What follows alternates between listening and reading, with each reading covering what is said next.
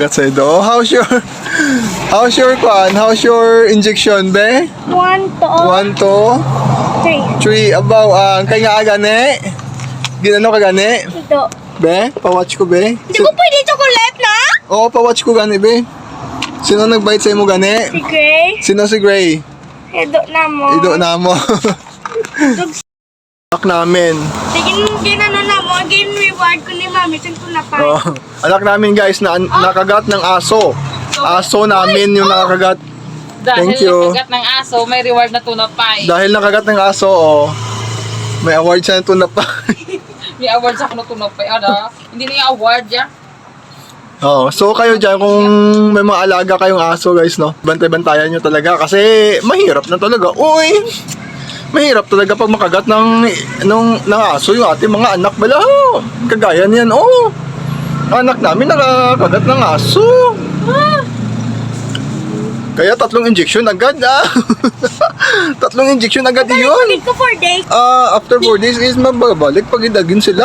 Ay, At least namit nyo. Ano? How much ang na-damage natin kanina sa pagpa-inject niya? How much ang na-damage natin ga?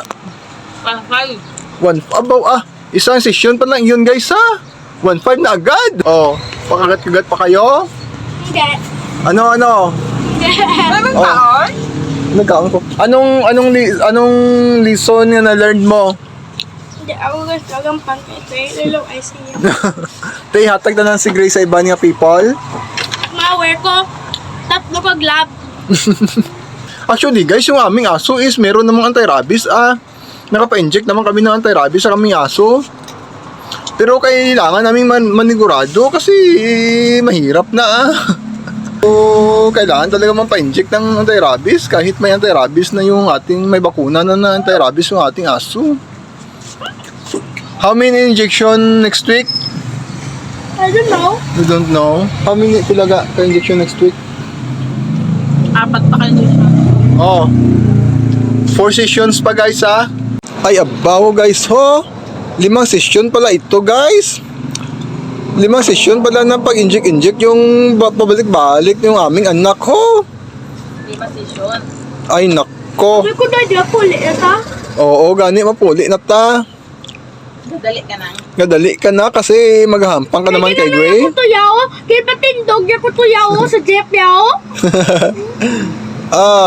Ito talaga yung mangyayari sa inyo pag nakagat kayo o nakabras kayo ng yung mga alagang aso Ito pala yung aso na nakagat kay Manang ho.